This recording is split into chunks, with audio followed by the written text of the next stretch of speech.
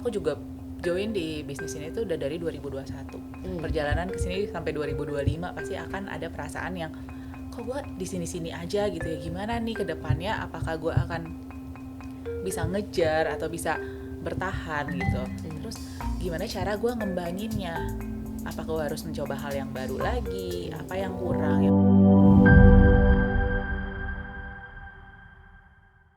Halo, gue Hesti dan baik lagi dengan LF Talk. Hari ini kita bicara dengan Sally dan Genia. topik hari ini kita akan bicara tentang self improvement. Jadi Sel, apa sih yang bikin lo ingin melakukan self improvement? kalau dari gue sih ya, karena gue ini orang yang nggak percaya diri bisa dibilang, sama sering banget nih insecure. Jadi gue pengen banget bisa mengembangkan lebih jauh diri gue lagi sebenarnya. Karena gue tahu nih kalau misalnya di lingkungan bekerja, lingkungan luar, itu kan ilmu komunikasi itu kan penting banget ya kan. Sedangkan gue nggak percaya diri ketemu orang gitu. Itu kan menghambat banget untuk gue maju ke depannya. Apalagi sejak join di Alive, dan kita perlu kayak komunikasi dengan banyak orang, itu tuh jadi memang penting sih. Jadi gue harus mengembangkan diri gue gitu sih, Hes. Oh, oke. Kalau lu kan? Awalnya tuh jujur ya, gue sih karena tekanan hidup. Jadi kan jadi ibu, jadi istri itu kan nggak mudah ya sebenarnya. Nah dari situ terjadilah gejolak nih sebagai mamah-mamah gitu untuk seperti melihat di luar sana tuh dengan tanggung jawab dan peran kita di rumah atau di luar itu tuh kita masih punya value sebenarnya gitu. Jadi kayak dengan tekanan hidup itu membuat gue jadi gue harus nih punya self improvement yang bagus untuk diri gue, karena nanti kelak gitu akan terlihat juga sama anak-anak, supaya mamahnya nih terlihat oh ternyata mamaku punya value gitu yang bisa jadi berkat juga buat orang lain gitu. Kalau gue sendiri, gue sih waktu itu merasa kok gue kayak stagnan ya, goal gue kayak jauh banget gitu. Jadi akhirnya ya gue jadi menilai diri gue sendiri, kayaknya gue nggak bisa nih begini gitu. Jadi gue merasa kayak oh udah nggak nyaman, jadi ya gue harus bergerak melakukan self improvement. Jadi menurut lo ya Sel, kebiasaan-kebiasaan sepele yang mempengaruhi kesuksesan itu apa sih? Sebenarnya kalau menurut gue sih ya, nunda itu juga salah satu sih.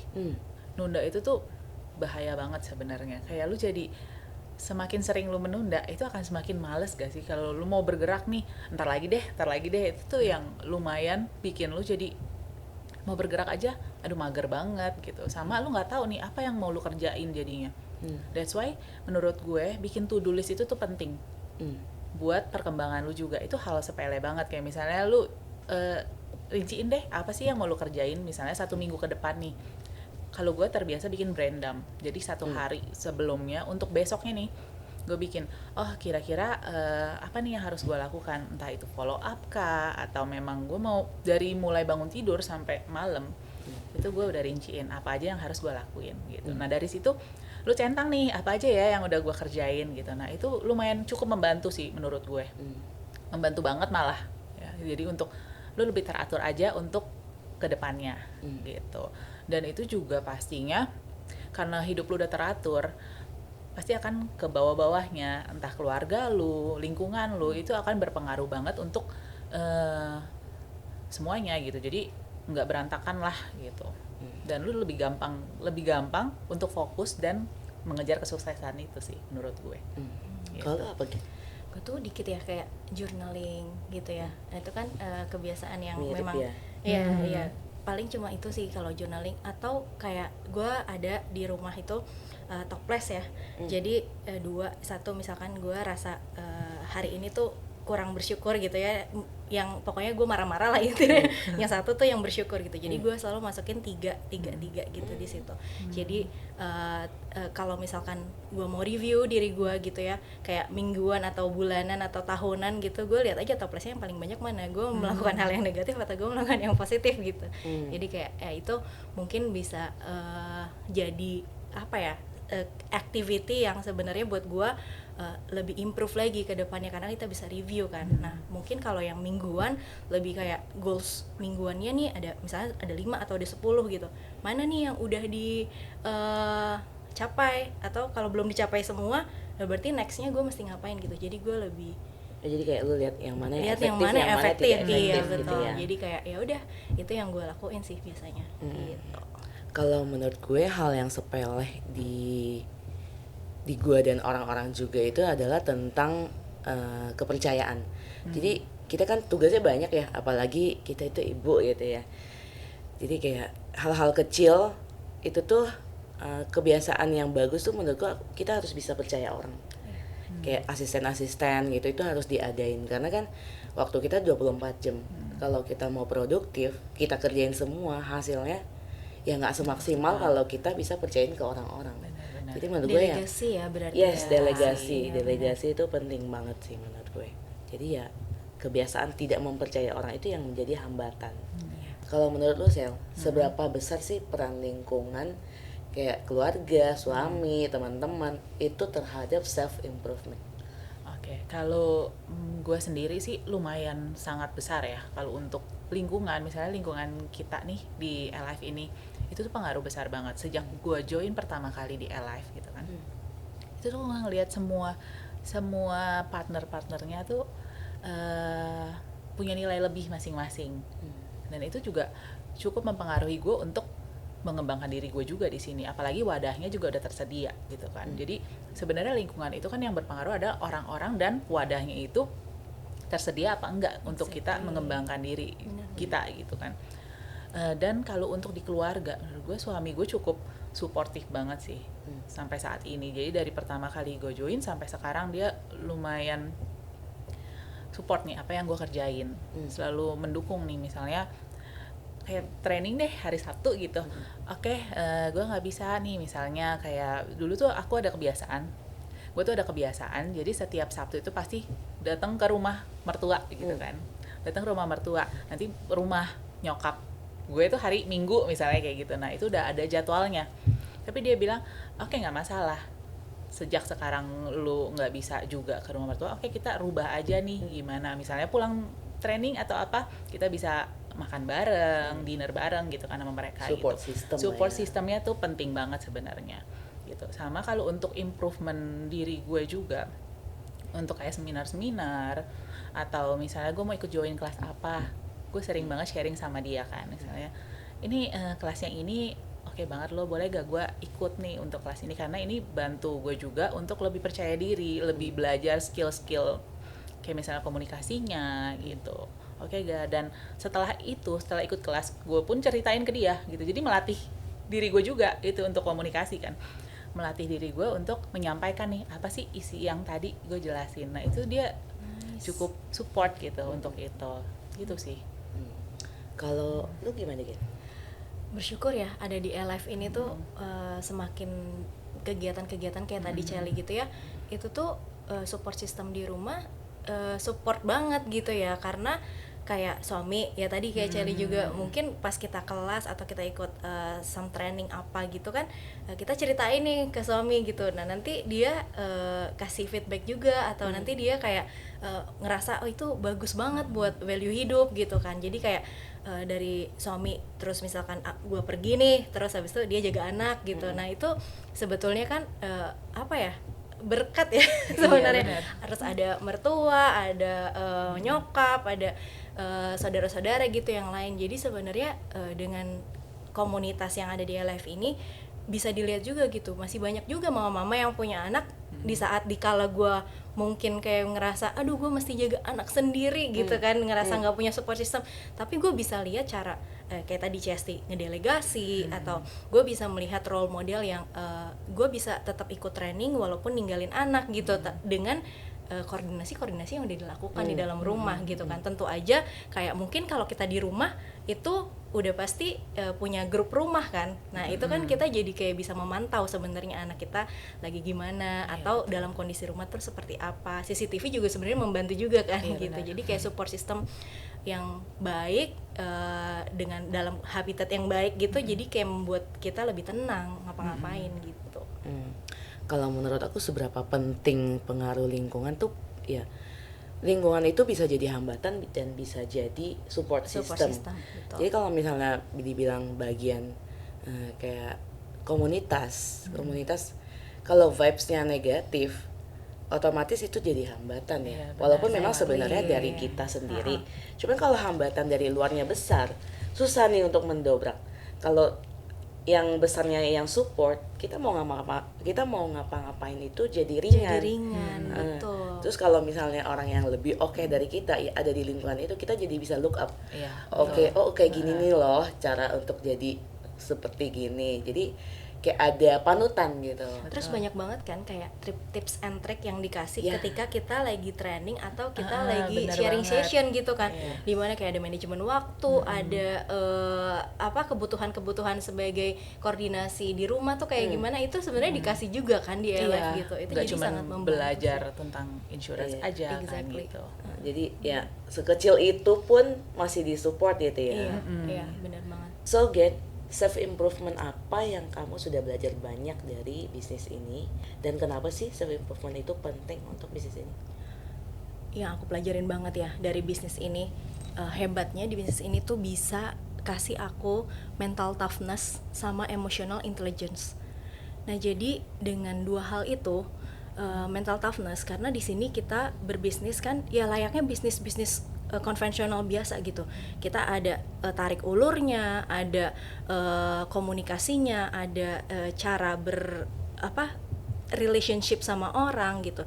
Jadi setiap kita mendapat hambatan gitu, di sini tuh banyak banget diajarin cara handling objection-nya gitu kan. Jadi setiap apa yang diajarin itu membuat yang tadinya udah loyo gitu ya dalam menjalani bisnis, jadi bisa punya ide-ide yang bagus lagi gitu, kayak dapat ting ting ting ting gitu kan. Jadi kayak senang gitu dengan perjalanan self improvementnya, karena semakin banyak masalah yang terjadi, semakin mentalnya tuh semakin tough gitu. Nah, kenapa emotional intelligence ya? Emotional intelligence tuh di sini kita ditata gimana caranya menata energi, gimana caranya kita bisa look inside ke diri kita sendiri. Sebenarnya wadah kita udah siap atau belum? Sebenarnya diri kita tuh udah siap hari ini untuk melakukan aktivitas dan menerima keajaiban Tuhan belum gitu kan? Jadi kayak sebenarnya hal-hal yang sedikit lebih ilmu-ilmu yang diberikan di dalam bisnis ini tuh bukan cuma tentang insurance atau bisnis doang gitu, tapi lebih gimana caranya kita sebagai pribadi punya growth mindset itu tuh bener-bener dilatih, dan itu bukan menjadi sebuah hal yang hal yang seperti layaknya kita ikut pelajaran dosen gitu, bukan, tapi itu kebutuhan gitu. Jadi di sini aku ngerasa self improvementnya sangat-sangat diberikan wadah dan diberikan fasilitas untuk bisa mengembangkan diri sendiri gitu. Kalau kamu gimana sih? Kalau menurut aku sih ya, kalau di sini tuh aku berasa banget ilmu komunikasi aku sih yang bertambah.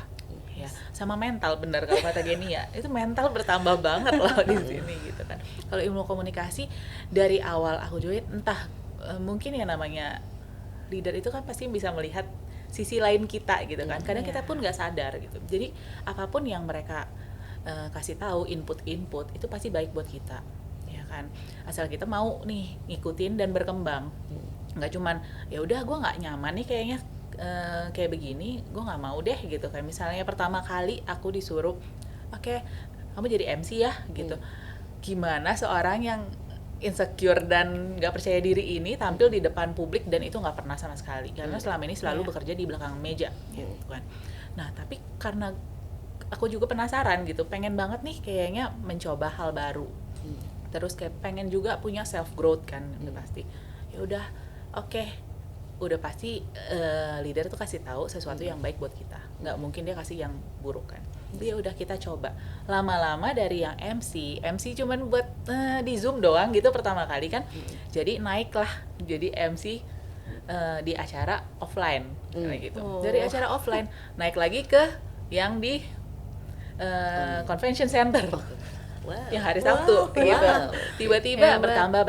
bertambah. Nah, itu dari situ sih cukup terlatih untuk komunikasi dan berani tampil. Mentalnya itu loh. Iya, benar. Kan beda ya kalau tampil di Zoom, kita cuma berhadapan dengan layar yang orangnya kadang ada on cam, ada yang off cam gitu. Tapi kalau di offline, yang grup kecil kita deh misalnya gitu untuk live aja, itu kan juga lumayan tertantang gitu kan. Jadi beda gitu bicara langsung ada orangnya di depannya. Tapi kalau untuk yang udah di convention center itu udah ribuan orang atau ratusan orang itu, nah itu kan lumayan deg-degan ya, deg-degannya itu tuh lumayan ini banget ya. Pertama kali pasti ya belajar terus sih, yang harus di sini tuh kita belajar terus sih sebenarnya. Dan kita juga mau dikritik ya, atau maksudnya kayak refleksi lagi gitu. Kekurangannya apa menerima feedback itu yang paling penting sih. Self growth, self improvement itu kan harus menerima kritik dengan humbleness-nya kita. Iya, dengan humbleness. Jangan ya udah gue percaya deh ini gue bisa kok, nggak perlu diperbaiki lagi. Cuman kan kita harus tetap berkembang, introspeksi juga gitu. Oke, kalau aku self improvement yang aku udah belajar banyak itu ya sama sih tentang mental ya. Karena di sini kita kalau untuk komunitasnya sendiri, aku berasa aku tuh menghadapi tuh berbagai macam audience ya, boleh dibilang. Dan di sini tuh wadahnya kan disediakan. Nah, dari situlah aku belajar banyak tentang communication skill, tapi public speaking, dimana yang kayak dari awal deg-degan banget padahal di depan laptop, sampai akhirnya bisa di depan orang dengan tenang, bisa ya tiba-tiba dipanggil, oke, kamu MC, oke, gitu. Padahal dulu MC aja gue harus ngomong apa gitu, padahal cuma di acara kecil. Nah, itu yang aku belajar banyak tentang public speaking. Dan kenapa itu penting? Karena di insurance itu kan kita menghadapi orang. Betul. Iya. Ya kita menjual ya ke orang gitu. Benar. Jadi itu yang akhirnya menjadi satu wadah yang membuat aku tuh jadi kuat. Dan satu lagi adalah tentang percepatan shifting emosi. Kalau berhubungan dengan orang kan berarti ada yang orang menerima, ada orang yang menolak. Gimana kita netral kan? Bagaimana kita bisa cepat netral kembali dan energinya high kembali, dan itu pengaruh banget. Bener banget. Benar.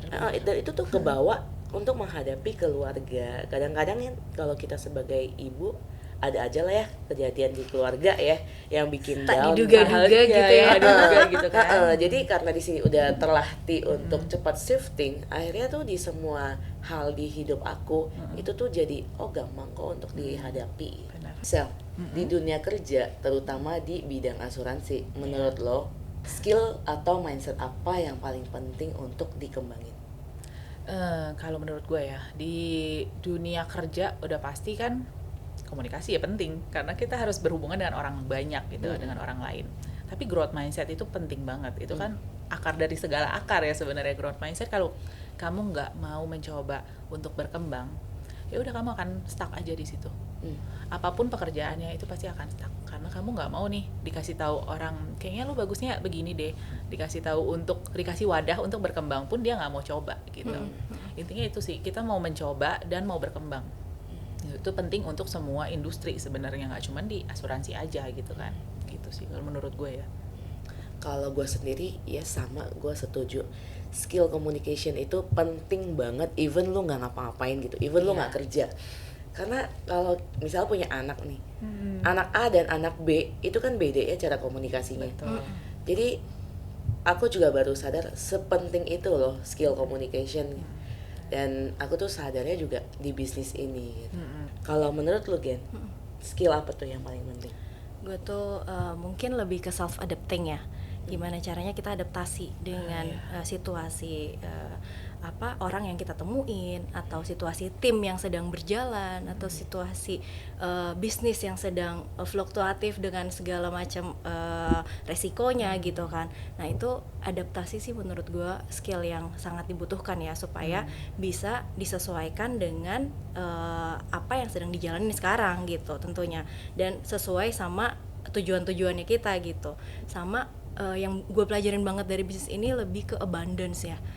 Gimana caranya kita tuh punya mental ya. berkelimpahan gitu kan sebenarnya dengan apa yang kita sedang jalanin, apa yang kita sedang hadapin, mau di rumah, mau di bisnis, mau di kehidupan kita sendiri secara pribadi gitu, tapi kita tuh punya mental yang berkelimpahan gitu, jadi kita akan terus-terus terbawa supaya lebih tadi ya netral setiap ketemu sama orang, setiap kita ngadepin kerjaan gitu, semuanya bisa jadi lebih baik gitu ke depannya. Iya, karena kan kita ketemu orang juga belum tentu orangnya yang sedang baik-baik saja gitu kan. Betul. Kita harus gimana nih cara kita mengontrol diri kita sendiri Yes. juga gitu. Betul. Ya kan?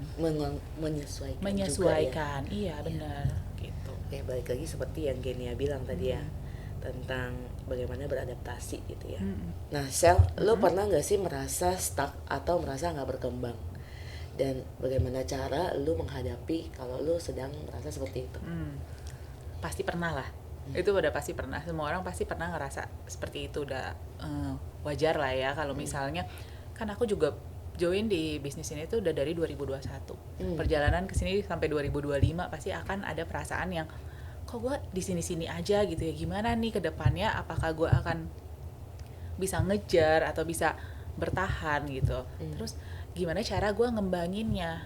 Apa gue harus mencoba hal yang baru lagi? Apa yang kurang? Ya pasti pertama kali dipikirin adalah ya udah coba konsultasi ke leader atau ke teman-teman satu grup gitu misalnya kayak gitu, dan balik lagi ke mereka sih kalau gue banyak kan cara konsultasi lagi, sharing cerita. Itu sih, itu yang lumayan membantu banget gitu. Kadang mereka kasih input-input baru, terus kita juga mau mencoba gitu kan. Misalnya udah dikasih tahu nih, oke, lo stucknya di sini, berarti lo harus coba nih cari komunitas baru untuk lo bertumbuh juga kan. Nggak harus di komunitas kita aja nih, tapi lo harus cari komunitas baru yang misalnya kayak zaman sekarang kan lagi rame nih komunitas tenis, padel gitu kan. Nah, lu mungkin bisa mencoba di situ gitu. Selain dapat kenalan baru juga, lu mungkin juga refresh juga gitu kan. Nggak cuman pikiran lu kerja doang gitu. Gitu sih. Jadi balik lagi ke lingkungan sekitar komunitas kita juga gitu. Oke, jadi lu kayak Merasa. ada tempat lu konsultasi ya cara lu handle-nya itu ya. Betul. Oke. Kalau lu Gen? Pas ngerasa stuck ya, baru-baru ini sih sebenarnya karena kan waktu beberapa tahun lalu aku baru melahirkan kan, pas setelah sesar gitu, itu operasinya tuh nggak semudah itu, jadi kayak memang operasinya 12 jam gitu, panjang, jadi kayak prosesnya panjang, ada afterbirth-nya yang ada yang nggak boleh dilakukan gitu, jadi kayak cuma bisa tiduran doang, bed rest dan segala macam, itu gimana ya, kadang kan kita ngelihat kita look up nih misalnya kayak tadi sama beberapa life partner gitu yang memang juga dalam kondisi setelah melahirkan gitu kan, dan mereka it's fine buat mereka come back to this business gitu kan. Nah tapi pas ketika ngelihat diri lagi kayak begitu gitu, itu agak terus membandingkan diri, tapi akhirnya ya dibantu lagi sama ya tadi mental toughness-nya juga, reflect lagi kalau emang sekarang cuma sementara, ya udah cuma sementara dan bisa comeback lagi nanti lebih stronger lagi gitu kan. Jadi kayak ya memang saat-saat itu mungkin ketika baru jadi ibu pertama kali itu yang akan bikin stuck yang kemarin gitu. Jadi kayak ya sekarang sih udah harusnya kembali lagi comeback stronger ya. Gitu. Faster, higher, Stronger. Berhenti sebentar itu nggak masalah. Nggak lah masalah, ya. Maksudnya benar banget. istirahat sebentar nih buat kita balik lagi jadi lebih baik ya betul, kan. betul. Kalau ditanya pernah nggak mengalami stuck? Since gue itu manusia, ya pasti pernah ya. Dan gimana cara gue handle itu? Gue mendalami lagi sih diri gue sendiri. Apa-apa yang menjadi hambatan yang sebenarnya gue pegang sendiri. Apa-apa yang sebenarnya menjadi limiting belief gue. Dan gue mencari cara bagaimana gue bisa mendobrak semua itu. Nah Sel, kalau ada orang yang ingin mengembangkan potensi diri tapi dia bingung dari mana, nah lo ada saran nggak? Kalau menurut gue ya, kalau kita mau ngembangin diri, kita tuh harus kenal sih sama diri kita sendiri. Ya kan? Kita tahu nih kelebihan sama kekurangan kita tuh apa. Nah dari situ kita bisa gali, oh kelebihan gue tuh di sini, kekurangan gue tuh di sini. Berarti kita harus gimana caranya kekurangan kita itu bisa kita latih. Ya kan, sebenarnya kan kekurangan itu kan bisa kita latih kan untuk menjadi lebih baik gitu. Mungkin nggak seperfect yang orang lain, misalnya yang kalau presenter gitu seperti orang lain bisa gitu, kayak komunikasi skillnya langsung melejit tinggi gitu kan, tapi kan bertahap pelan-pelan dan mulai dari hal yang kecil sih.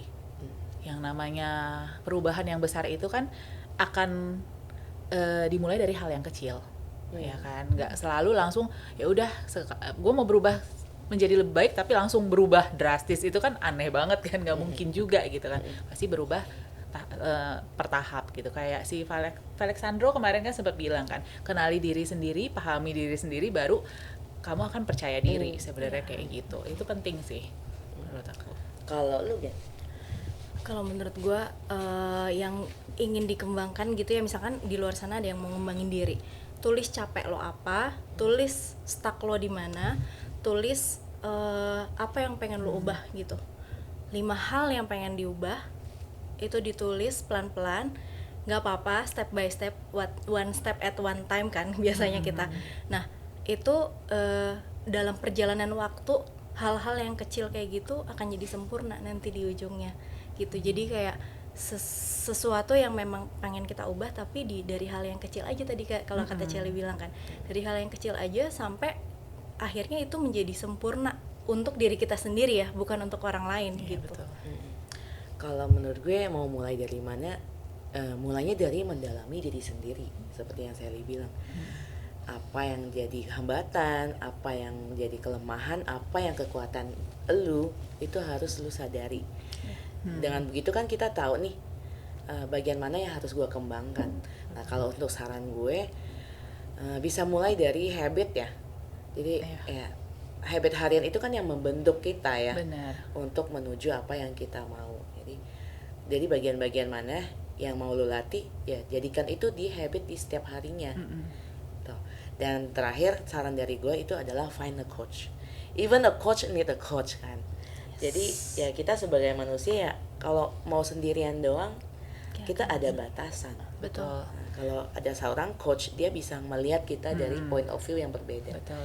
Jadi bisa mengarahkan bukan kayak lu harus gini-gini, enggak, tapi dari point of view seorang coach bagian mana yang harus kita benahi, itu kita jadi punya satu blueprint ya. Iya, Nah, jadi punya pandangan role model ya sebenarnya. Yes. First one mungkin dari community, Iya, community betul, community, community. baru kita bisa menemukan role model, baru kita bisa decide dia akan jadi coach kita gitu Betul, kan. betul. Yes, aku setuju sih. Itu dia sharing dengan A-Life Partner hari ini. Untuk teman-teman yang udah nonton video ini, jangan lupa untuk like, Comment. And share dan follow A-Life by by Vision di Instagram. Sampai jumpa lagi di A-Life Talk berikutnya. Bye!